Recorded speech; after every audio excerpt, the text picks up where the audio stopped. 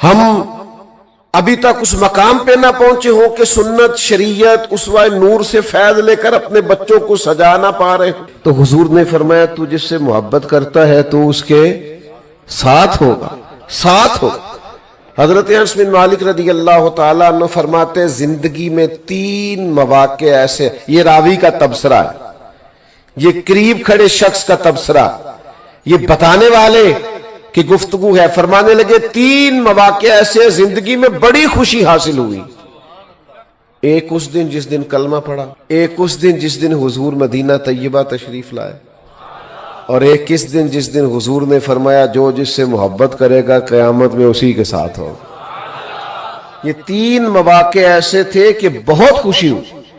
اس سے پہلے نہ اس کے بعد اتنی خوشی کبھی نہیں ہوئی۔ فرماتے ہیں وہ تو بات کر کے چلے گئے تو جناب انس بن مالک عرض گزار ہوئے کہ یا رسول اللہ صلی اللہ علیہ وسلم، اس نے تو اللہ رسول سے کہا ہے نا محبت کرتا ہوں، اور آپ نے فرمایا جو جس سے محبت کرے گا اسی کے ساتھ ہوگا، تو حضور میں اللہ سے بھی کرتا ہوں، اللہ کے رسول سے بھی کرتا ہوں، سیدنا صدیق اکبر سے بھی کرتا ہوں، اور حضرت فاروق اعظم سے بھی کرتا ہوں، تو حضور میرے لیے حکم کیا ہے؟ تو کریم مسکرائے اور مسکرا کے فرمایا بس جو جس سے محبت کرتا ہے اسی کے ساتھ ہوگا۔ گویا حضور فرما رہے کٹھے ہی ہوں گے سارے جنت میں،